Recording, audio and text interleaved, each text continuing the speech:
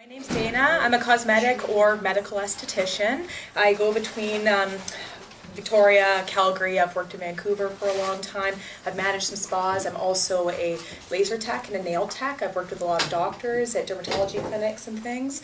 I do the procedures that a doctor does not need to do but has to be done at a doctor's office. So if anybody has any questions about that later, or different types of things or different differences about stuff, you can always come up to me and ask.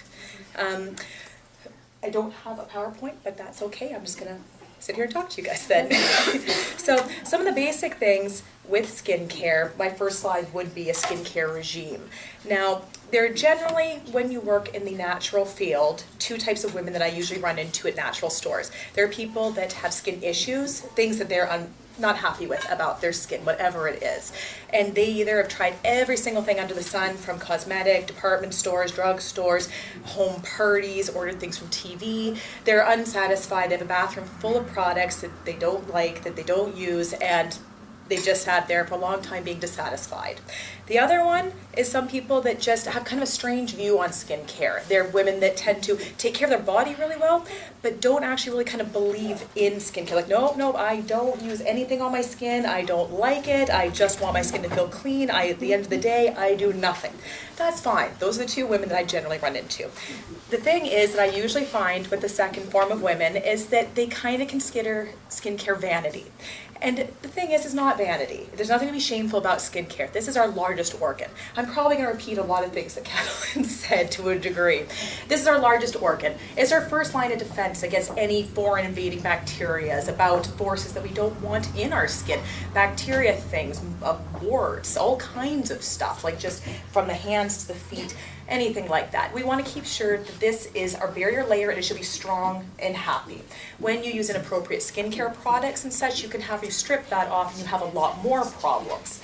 But in basic, to keep a healthy skin as our largest organ, which is our first line of defense, it also has to do with detoxification, with elimination, with, to an extent, some immunity factors. We want to make sure that's strong. If you're just the basic of the basic, it would be cleansing, toning, and moisturizing, or cleansing, toning, and hydrating, depending if you use makeup or not. I usually tell women that use makeup, you probably want a little bit of moisturizer in there just to provide some slip and comfort. Have you ever tried putting makeup on without a moisturizer? It doesn't feel good. It doesn't look good either.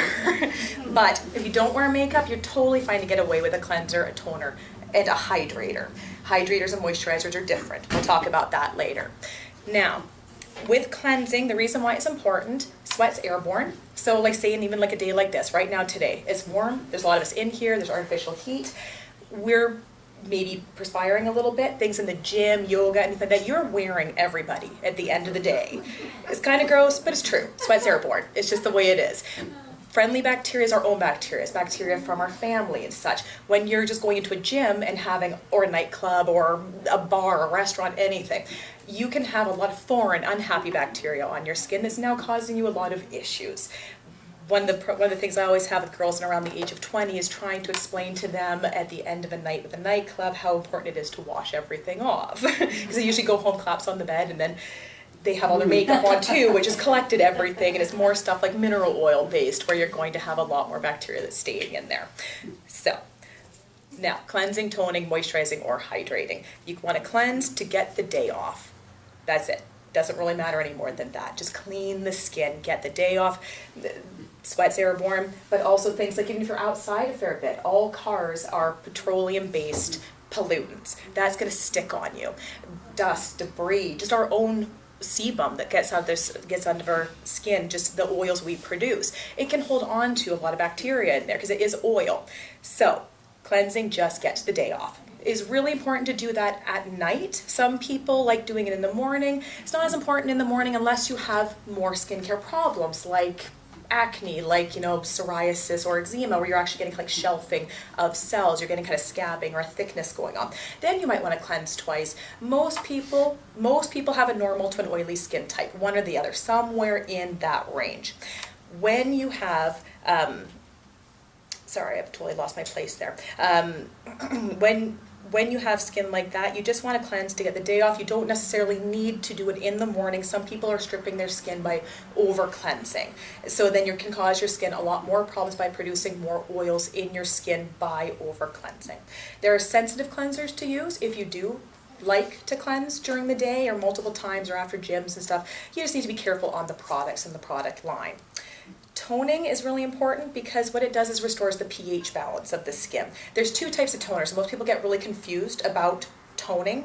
You think of the ones like you put on a cotton pad and you wipe around, and at the end you have like brown or discolor. It helps get rid of bacteria. Well, that or different things on the skin. Those are toning in the sense of like toning and fitting a muscle. They are astringents. They're usually based more with like alcohols or witch hazels and things. When you use those, and there's their place in it, in skincare, like before and after waxing or before and after extracting a pimple or a blemish or something like that. That's good for disinfecting, but it's not what you want to use in everyday skincare. What you want to use for toner is a rebalancing toner. Even just the basic of that would be like a rose water, where it's just going to hydrate, it's going to soothe, it's going to protect, it's going to rebalance the pH value of your skin. Skin and skincare is on one side of the pH factor, and things like soaps, acids, water on the other side of the pH factor, and it's completely different sides. If you don't have a neutralizing agent in the middle, then you have where your skin's too acidic. So if you're going to put on nice eye creams or serums or moisturizers that have good vitamins in there, they can be destroyed by the acid levels. So it really is important to have a neutralizing agent, or you're not getting what you think you're getting out of skincare. So, important difference. Now, if you don't wear makeup, like I said beforehand, you can moisturize or hydrate depending. Hyaluronic acid is the best way to hydrate. It's a water-absorbing molecule. You put that on your skin usually just after toning while the skin is still wet, and it goes right through and it absorbs. It's like a ton of little sponges that go in through the living layers of the skin. They plump up and they hydrate. It makes the skin more comfortable. It provides people with oilier skin to produce less oils. It just allows the skin to be more hydrated, not moisturized. Moisturized provides comfort for the skin for the duration time it's on, but it can also allow a lot of things like great vitamins, other wonderful things you're trying to put in there. The main difference is whether you're dry or dehydrated, makeup or no makeup. You would talk to someone about which one is more appropriate, do a little bit of research, whatever makes you feel more comfortable, one or the other. Advanced skincare can be as complicated as you like. It can be tons of potions and serums. It can be eye creams and masks for purifying, masks for hydrating, masks for renewals. It can be 2 or 3 different eye creams you use at different times. It can be retinols. It can be anything. You can really get a lot of products if you want to have advanced skincare. And by all means, I stop to take water breaks quite frequently. If anyone has questions throughout the time I'm talking, just shoot your hand up, yell something out if I don't see you. This can be an interactive process as I'm talking. Then besides that, one thing I'd like to say is most people don't tone and most people don't exfoliate. Exfoliation is really important just to get the dead skin cells off. When you exfoliate, you're kind of helping the renewal process happening with your skin. There's lots of different types of exfoliants, mainly broken down to 3 categories. Manual, and that's any single thing that has to be physically moved to be having an exfoliation process on your skin. There's nucleosonics, there's sponges, there's sugars, there's salts, there's microdermabrasion, there's all kinds of things. It has to physically move to exfoliate. The other ones are acids, and the other ones are enzymes. Acids are usually like salicylic, lactic, AHAs, different things. Enzymes are usually from fruit, so bromelain, papain, different things like that, high acidic fruits that can do exfoliations. It doesn't really matter which one you choose. If you talk to an esthetician, you talk to a doctor, you talk to someone about a very specific skincare problem, they might recommend you a very specific pattern to go on. But just for an average person looking to get good skincare, it is important to exfoliate, even just very gently with, like, say, Anne-Marie Borlin has wonderful sponges that I recommend to people all the time for just general skincare, just to help your skin cells exfoliate to get off at the end of the day. People don't usually understand how the skin shedding process works. They know that when you're young, it's about once a month. As they get older, it becomes longer than that. The general rule of thumb with the cellular turnover is whatever the first number of your age group is, like 30, 40, 50, 60, add a 0 behind it. That's what your cellular cycle is. So when you look at kids from the age of about 10 to in around their mid-teens, they have perfect skin, no lines, no anything. It's just beautiful skin till they get to be teenagers, until you get maybe some breakout, but still the skin's nice and plump, no lines, beautiful. In their 20s and 30s, it's going to be about every 30 days. That's why we start really quite noticing aging at around 40 and onwards. Because at that point, the cellular structure is slowing down. The skin's not renewing quite as fast. Also, from about the age of about 20 to 22, depending when you've started puberty, we start to lose between 1 to 2% collagen every year. And that's if we live an extremely healthy life. And how many of us really have during those years? And I'm not talking about major partying, but even just things like working a night job, having kids that wake you up, not having full solid sleeps. Just if you ever were a smoker, if you ever drank too much. I mean, how many people do exactly what they're supposed to do in a day, in a year? Not likely. So we can lose anywhere between 1 to 2% collagen all the way up to 10% collagen every year, depending what we do. Now, the other thing also is I like to let people know about tanning and SPF, and we'll talk about that more with the mineral makeup later. Tanning or being a sun worshiper, you will age faster than being a drug addict or being a smoker or being an alcoholic. The sun kills, just destroys and fries collagen cells. So using some form of SPF every day is a really great idea. You can always tan through 30 block. You absolutely can tan through 30 block. You just won't have the repercussions from it.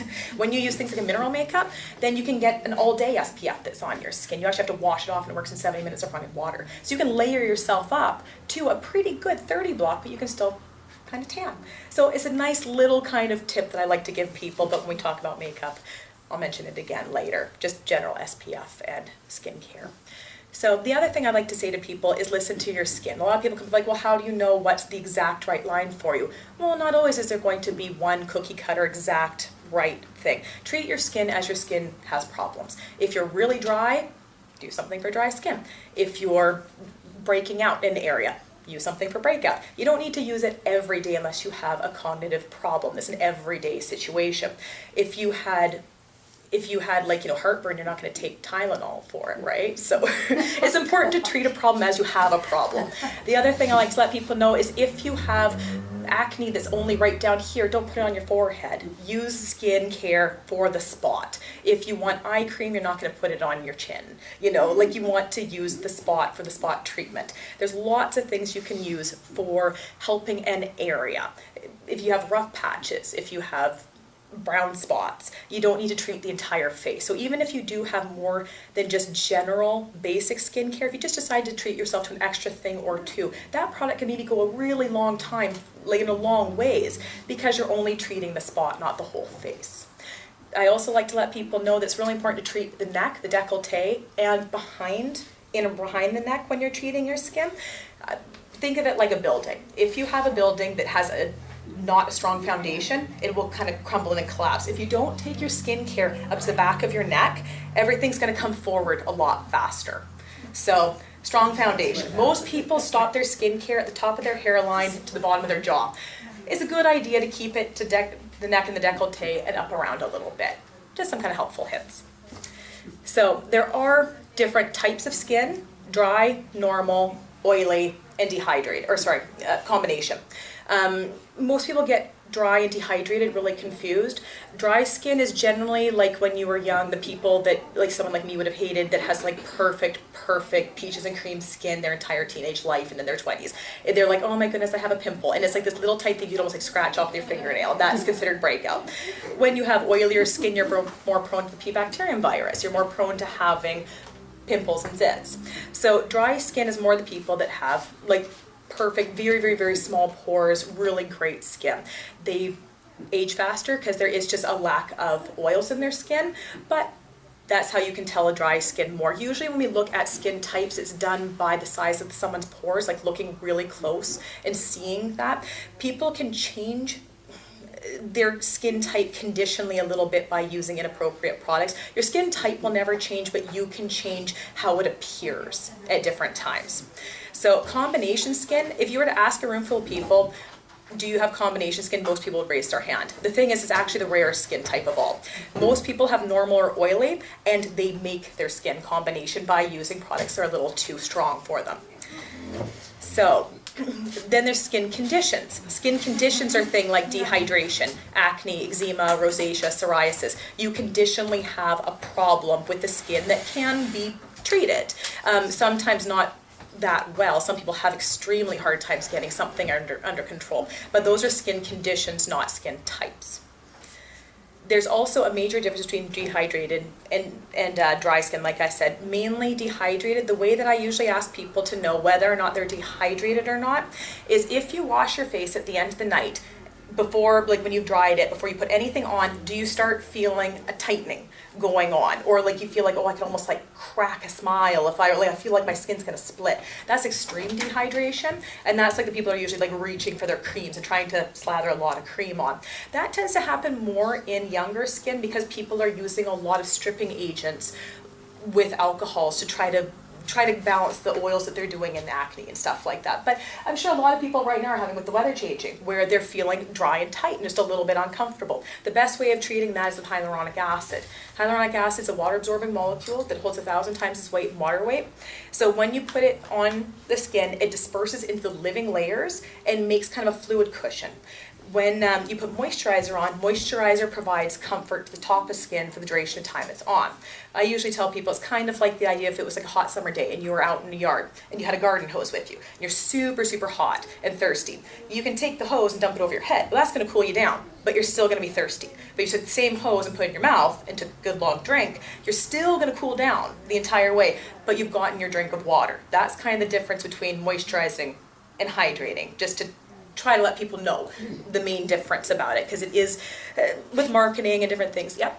Sorry, what's the term of that acid again?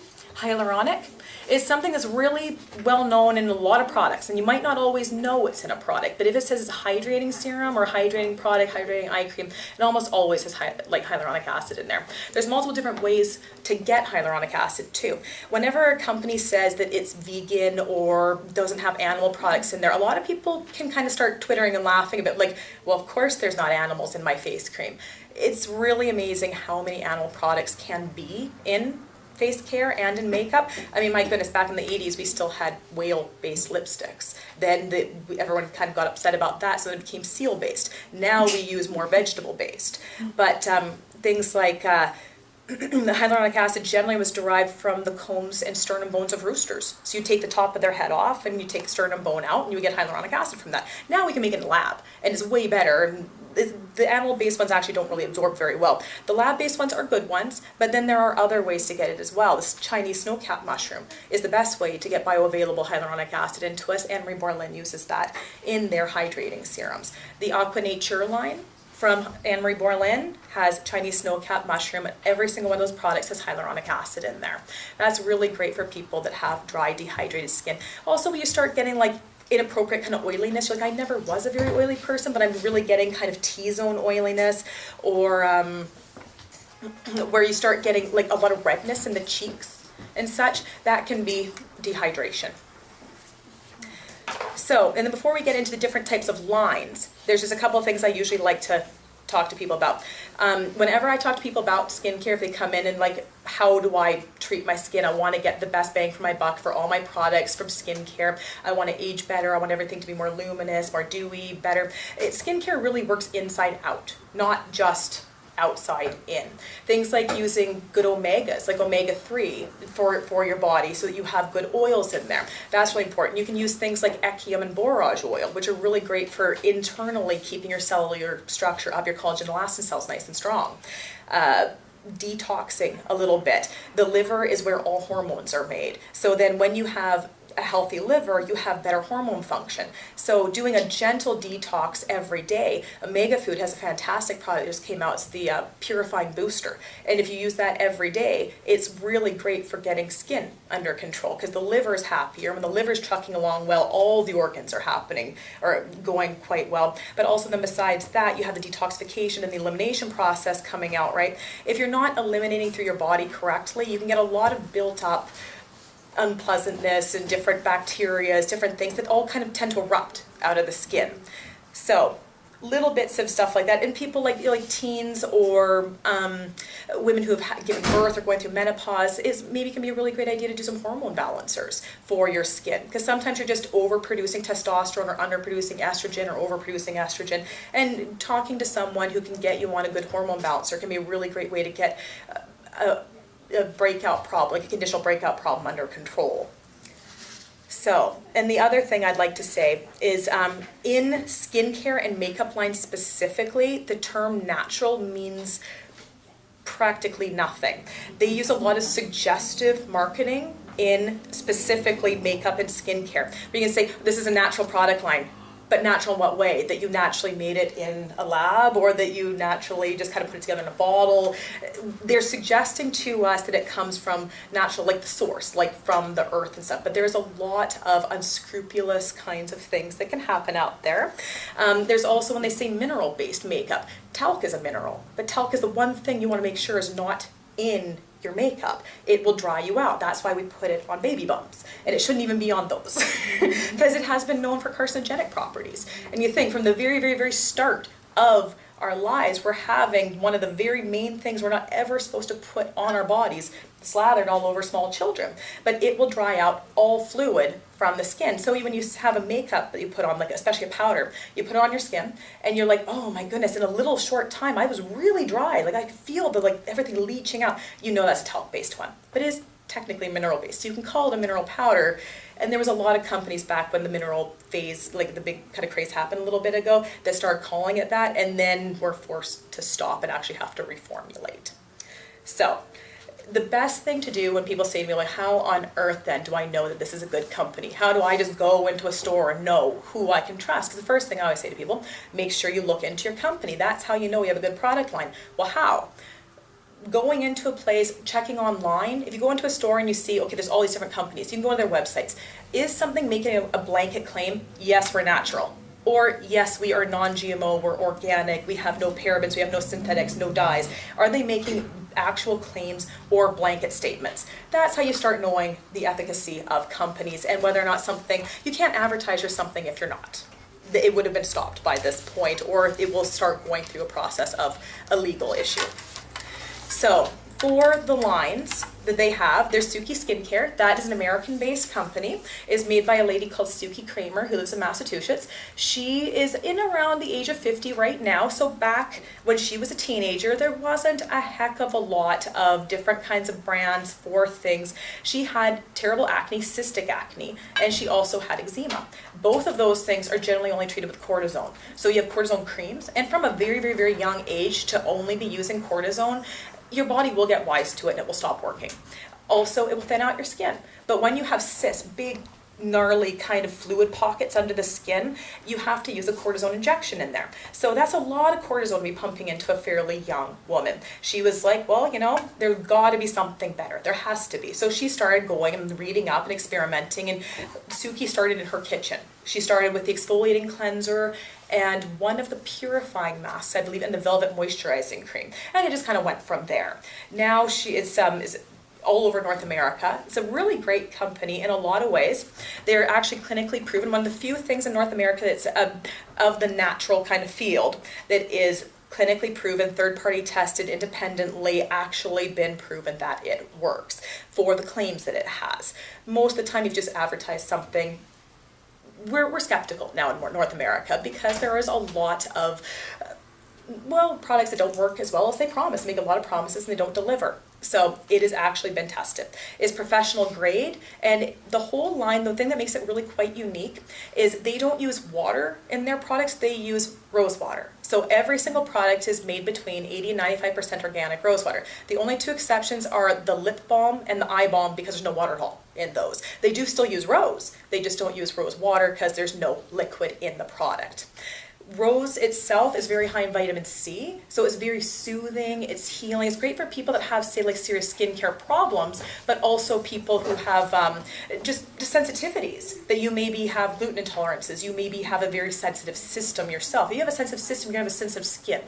But when people say, like, oh, I have really sensitive skin, and I say, well, do you have any food allergies? No. Okay, you've conditionally made your skin sensitive. There's the difference there of that you've made your skin sensitive with wrong products, or that you truly have a sensitive skin type. So they rose, once again, high in vitamin C, so good for collagen and elastin structure, keeping your cellular turnover well, making sure that the cells stay strong every month or month to 2 months, depending on our age group. When the cells copy each other to make a new layer of skin, we want to make sure it's making a nice strong copy. That way the cells stay better longer, the skin looks younger longer, everything is just kind of a bit more improved, a bit stronger for longer. Good way to go. It also, rose, because the high vitamin C is good for taking rid of brown spots, freckling, sun damage, also red spots for like, say, like people that are more acne prone, where you've maybe popped something at some time and now you have this red mark that just absolutely won't go away. So, or just even cuts, anything that makes the skin brown or red. So it's really good for repairing that. The line's very user-friendly. It's basically 2 parts, clarifying and strengthening. Clarifying any skincare problems, eczema, rosacea, psoriasis, acne, dermatitis. It was called balancing, and the whole idea was that you would balance the skincare problem. They've just renamed it now to clarifying because it made a bit more sense to people. So that's for that type of person. And then the strengthening, aging, dry, dehydrated, wanting to repair lines, wrinkles, anything like that. So it's a very user-friendly line. If you know I'm dry, dehydrated, would like to help improve a bit of aging process, you go for the strengthening. If you know I'm prone to blackheads and acne and stuff, or I have different problems, then you would stick with the clarifying. Anne-Marie Borland is made by Anne-Marie Linder, who was an esthetician. Her company, when she was a young lady and started getting skincare problems herself, and she had terrible acne when she was young, this was at World War II. So a long time beforehand, when once again, there wasn't a heck of a lot for her I mean, especially during the war, I mean, my goodness, there wasn't a lot of anything available to people. The whole world really kind of buckled down on what was available. You're not going to be spending a lot of time trying to make skincare products when you're just trying to keep everybody going. So at the end of World War II, she became an esthetician. She started looking into different kind of herbal remedies, different things to get her skincare better. Once again, started in her kitchen. So in 1959, January 1st, 1959, she started a company. That was the first day Anne-Marie Borland Skincare opened. She made it with her husband and a herbal remedy pharmaceutical man called Herman Borner. So the name Anne-Marie Borland Skincare is actually a combination of names.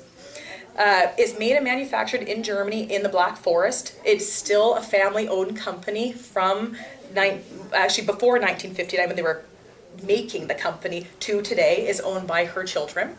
She's still alive, but she's just decided to retire, and she's earned it. So the Black Forest is quite unique because it's one of the last places on Earth that is really quite preserved and doesn't have chemicals in it. They won't even allow airplanes to fly within a certain amount of hectares of airspace so that there's no flittering down of chemicals into it. They have some very, very unique and really interesting things they do with that company. It's actually called Eco-Control Certified. Eco-Control is something that's generally a European thing. There's only a few companies that actually are able to get this. It's that you have to prove, it's really quite interesting. They have to prove your product quality, the environment and resources, the people and communities, and the resources and employees of the company. Now, product and quality, that would be the quality of your product. Environment and resources, that they're not making any economic or environmental impact. Or what they do is a good one. People and communities, they'll actually go around to different areas of the world that places that tend to do more in the drug trade or such like that. They've had farmers that grow poppies for different drugs, and they'll pay them more to grow roses for them, to switch out of that so there's not as many drugs available on the market. So, and then also resources and employees, they do a lot of things for their employees, for, you know, different things in general for that, company-wise. Now, the eco-control with that, they'll do different things in different areas of the world, but even things like the cardboard packaging they use for Anne-Marie Borland skincare products, they would rather not cut down trees to do their cardboard packaging. They actually will have people go into the Black Forest and pick up fallen twigs and branches, just naturally have fallen from the trees, to try to minimize the impact they're having by making cardboard. All the glass is recyclable. All the dyes on the top of the box, or from the front of the box, are vegetable oil-based dyes. Suki actually does the same thing as well, I might as well say that. And so when it goes into a landfill, like it usually will, then it's not going to hurt the earth by having the dyes go back into it. So the Anne-Marie Borland line is extremely vast, is huge. There's only so much in North America, but we are getting more of it, and we do have a good chunk of it now. So it's got the purifying line for more teens combination line, the Rose Dew, which is more for women in their 20s to 30s, Aqua Nature, which has the hyaluronic acid in there, LL Regeneration, and System Absolute for anyone approximately 30 and onwards. The difference between LL Regeneration is for 30 and onwards, just for the average person. System Absolute is the kind of the amp up. So it's maybe that you were a tanner or a smoker or had skin cancer or something where you just need a bit more cognitive skincare. And then they have beauty extras, which are some really interesting products as well. Not every place carries every one of them. They're all online if you want to see it as well. There are more things like the facial firming gel, a couple different extras. There's a CoQ10 eye cream and moisturizers. There's a number of them. Zooey, which they're doing the makeup for in the back, is an award-winning makeup line from Australia. Like I said beforehand, mineral makeup is way better to use than other makeups. It's non-clogging, it's so condimogenic, it's breathable, it has SPF because it naturally, the minerals itself is an SPF. The way that that works is it's like putting a million little mirrors on your face. And so it reflects the sun and the UV off before it actually is able to get into the skin. It's from Australia. It is actually certified organic by global qualifications, not Canadian or American or North American, but globally qualified as certified organic. That also means that there's no petrochemicals or synthetic chemicals of any type. There's no non-organic material, no animal products, no talc, no fragrances, synthetic colors, dyes, propylene glycol, sodium lauryl sulfates, parabens, or harmful preservatives, micro or nanoparticles of minerals. When you see a mineral company that says we have nanotechnology or we're using micro minerals, that is actually the exact opposite of what you want. Nano or micro minerals will sink in through the skin, so they're not providing the SPF, and now they start getting transdermally absorbed, like Catalin was saying earlier, where now you have anything that absorbs through your skin gets systemically put around through the blood system. So every organ is having that hit it instead of just going through your mouth, like a digestive system where we have detoxification organs. So now you have all those minerals just floating around in your blood system. So not a great idea, and also not what we're wanting. We want to have the minerals on a big fat macro mineral to be the SPF, to be the sun protection. They have lots of different colors. They have, actually I love the lipsticks because it's one of the very few long-lasting lipsticks in natural products. Most of them, it just becomes a lipstick, right? Now we have nice nourishing lipsticks. That one has some bentonite clay in there. So when the good oils come through, then you have a long-lasting clay left behind that's not gonna dry you out. So really quite interesting, some of the things. I will say though that the mascara is not for everybody. That's more for people that have a very sensitive eye. It was actually marketed for the most sensitive skin type. So people that normally can't wear mascara can use that mascara. Anyone who can use a normal mascara, you're better off going with Gabriel or Zuzu. That's just a bit way, you're gonna be more happy with the result at that point. Which brings us to Gabriel and Zuzu. It is actually the exact same company. I think you guys have both, a little bit of both here, right?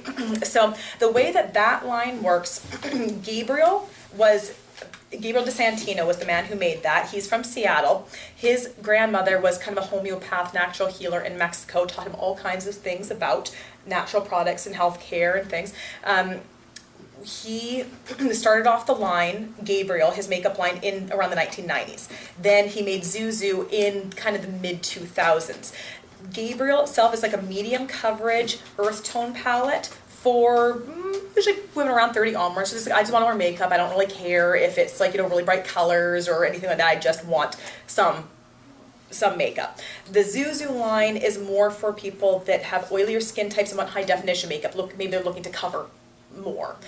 So that is, but it also has funner colors. They consider it more the youth orientated line, and Gabriel's more traditional earth tone, the average woman who just wants to wear makeup to work and around, and so they don't really want high definition fashion makeup. So there is C-phenyl in every single one of his products. C-phenyl's been known for repairing collagen and elastin. Both Zooey and Zuzu and Gabriel are all considered skincare products as well as makeup products. Is let your own natural beauty through and not degrading anything going on with your skin. It should help everything so that you're not having as many things you're needing to cover up and hide. You should only enhance your beauty, not try to mask it. So besides that, Both of them are certified or vegan and gluten-free. Zooey is gluten-free as well. If you have a gluten intolerance, it's really important to make sure you're not getting it through your eyes, through your mouth, through your skin, because then you're never going to clear up your gluten intolerance. Depends on the person. Depends on the issue. Like I said, it's more just an oil issue between Gabriel and Zuzu. Exact same ingredients, different proportions of oil depending whether it's Gabriel or Zuzu, because one's more for oilier skin. No parabens, no synthetic ingredients, only pressed powders in all the line. Is so that you're not inhaling minerals. Once again, the kind of idea of keeping things from getting into your system is only pressed powders, not loose ones.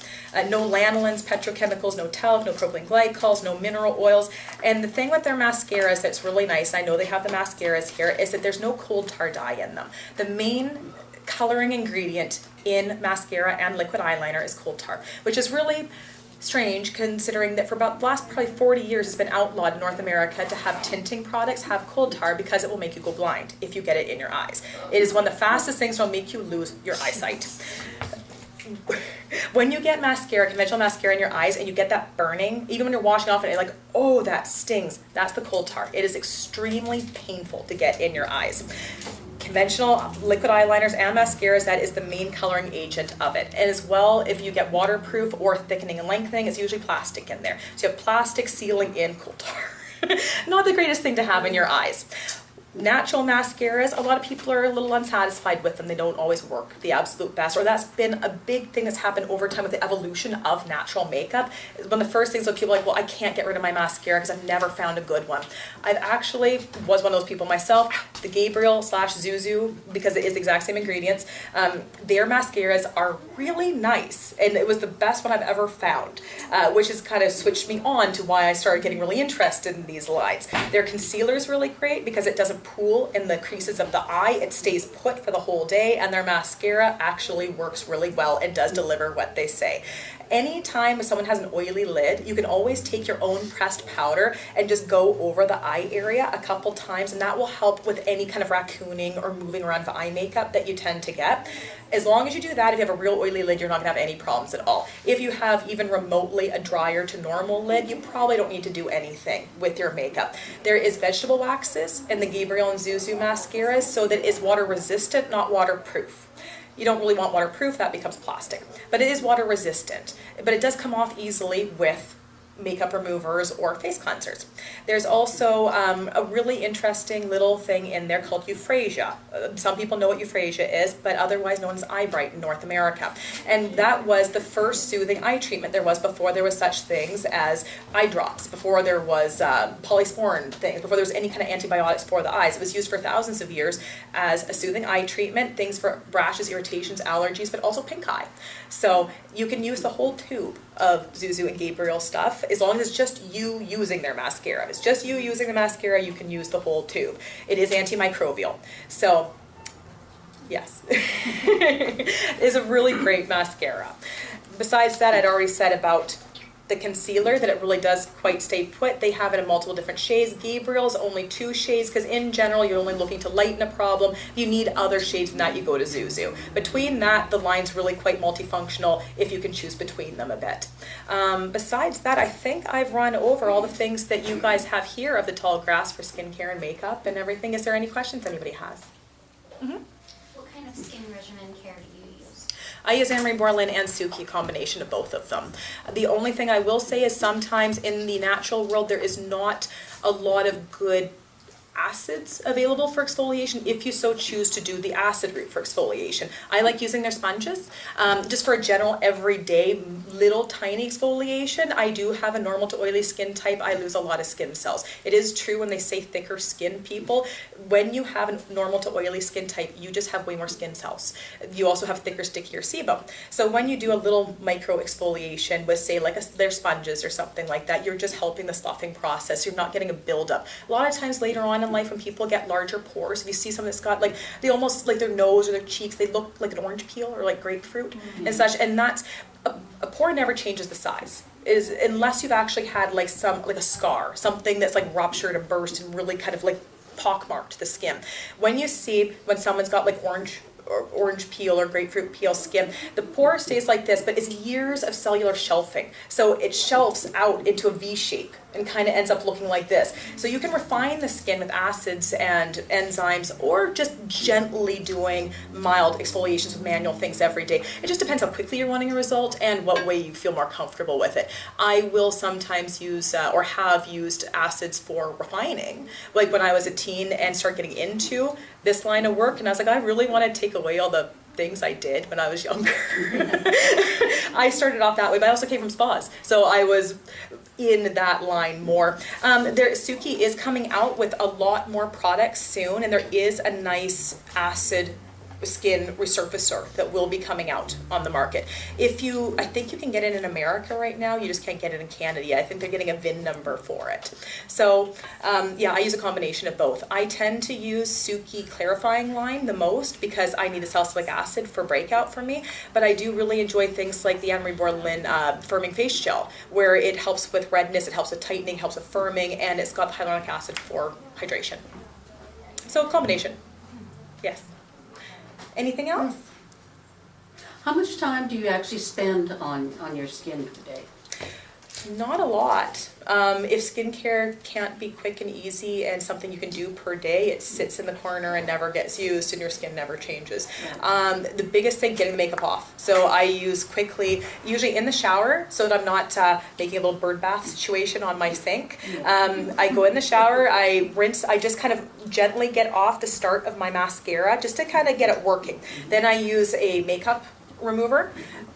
Really quickly, just kind of get in there, get it done, rinse my face, have my soap right there, soap in the shower, wash myself off, get ready for bed. The next thing, taking my clarifying toner, spraying over my face quick, putting on my facial firming gel, and quick eye cream and a moisturizer. So 1 minute about applying things, because it's best if the toner's still wet on your face to put on all your other products. So it should be quick but not rough. Our skin is not old-fashioned laundry. We're not, we're not trying to like really be abrasive with it. We just need to be quick and effective with it. Toners will help everything penetrate through the dead layer of skin. If everything's still wet, everything's pulling through real easy.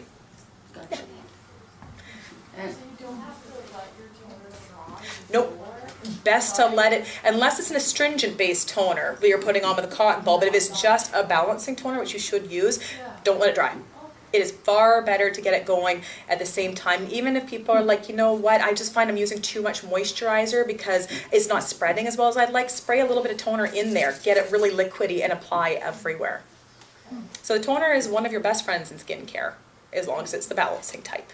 Right. Okay. And you can also, it's also called a makeup setter. When you see companies, I know MAC does stuff like that, they'll say like, oh, here's toners and here's makeup setters. Exact same thing. Any toner that's a balancing toner that you spray on will set your mineral makeup. It also then makes it kind of, whenever you see companies that say like, oh, it will color change to your face, it's because you've now gotten your oils in there mixed in. It starts absorbing a little bit better. It starts just kind of working around on your face a bit more. And so that's a makeup setter or a toner. Just don't spray your toner right over top your mascara and you're good. But you can spray yourself with it all day long. Okay. So rose water? Yeah, rose water is a basic toner. Anyone can use rose water as a basic toner, but things like if you like rose water, I usually say you might as well go with Suki because it is 95% organic rose water in the toners because it is a liquid. It's not just a moisturizer or a base, it is a liquid. And then you can spray that on, but there's so many other nice ingredients in there as well. So instead of just having the hydration, the soothing, and the pH balance, now you're getting all these other repairing or clarifying. All right. Yeah. How do you make rose water? Basically just rose petals being soaked in water. Yeah. Yeah, but you have all the nice... 2 hours. Yes. But you have the extraction that goes on from that. And then, of course, you can get rose essential oils from that, but that's a totally different process of distillation. And it takes, oh my goodness, it takes something like 1 million roses to make one tiny, tiny little amount of essential rose oil. That's why you need to have vast fields of it. That's why it's so This is the expensive. Suki toner, by the way, too, if anyone wants to try it. Yes, This is a it's texture. wonderful. By all means, unless you have an actual allergy to roses or to one of the ingredients in it, just go buy and spray yourself with it. It smells just like roses. It's really refreshing. A lot of times when I do makeup at places or I talk to people about their skincare, if like I feel dry, I'm like, well, close your eyes, hold your breath for a second. It can make you choke a little bit spraying a toner if you breathe in right away because it's a very fine mist. So like close your eyes, hold your breath, and I just spray some. And they're like, oh yeah, that feels good. You can feel the hydration happening as you use it. And even if you have your makeup on, it's totally fine. But you should always use a toner when you wash. Yes? Okay. Do you find with that mascara that you were talking about, you can layer it? to make Oh it- yeah, I use 3 layers of it. You do, okay. Yeah. And if anyone wants a better look, I'm wearing the Zuzu mascara right now myself. So later on, just come by. If I'm talking to someone, whatever, just come and take a good look or whatever, it's fine. You can get in my personal space. Use their eyeliner, is that what you said? Yeah, they have a liquid eyeliner. Raven is the most popular color because it's black. But you can get, if you like kind of a blackish gray, you can use black pearl. There are ones that are blue and green and kind of a gold color if you want to do kind of some funner things with it. It's part of the Zuzu line, so there are a lot more funner colors because it's a bit more youth oriented. It's also considered a fashion makeup. It's a high definition one. It covers more and has funner pigments for things like they use it for runways and a lot of shoots. Mm-hmm. Interesting. Mm-hmm. Runways. Oh, like runway modeling. Oh. Sorry. At the airport. But they will use Zuzu quite frequently in things like, people doing runway modeling or just some TV appearances, things like that, especially if it's more companies that try to do more social and economic kind of stances, people that maybe are using fair trade clothing or fabrics and stuff like that. They're usually probably looking for a line of something else that goes along with it. Right. Mm-hmm. What do you think of MAC makeup? Great for what it is, not meant for population kind of consumption. It is a high definition fashion makeup meant for TVs, runways, modeling, fashion shoots.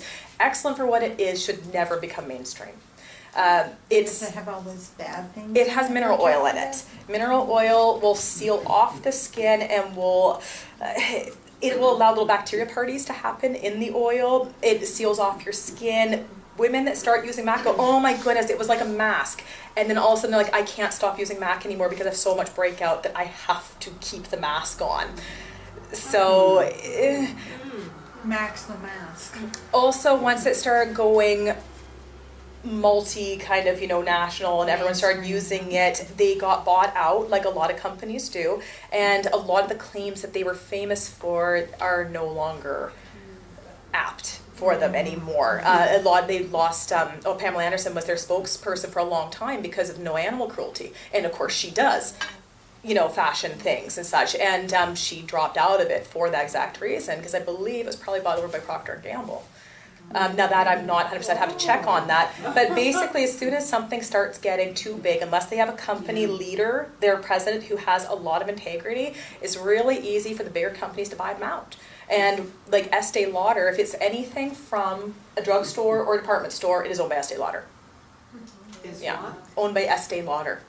Okay. So does that include L'Oreal and all the other brands? Every one of them, Oh, I know Revlon owns lots of them too. but it is parent company. Okay. Yeah. It's Estee Lauder. Mm-hmm. You can get little companies, but it's the parent company. Once again, another thing, Procter & Gamble, even if you try to, if you're someone who's like, you know what, I absolutely won't do anything to do with animal cruelty, nothing that's tested, try to find something that's not a Procter & Gamble product. If you're not in a natural store, it's very difficult. Even things that you would never even realize can be. Yeah. Amazing. Mm-hmm. Any other questions? I will be around talking, of course, if anyone has anything that pops in their mind and just wants to ask something. Thank you All very right. much. Thank you.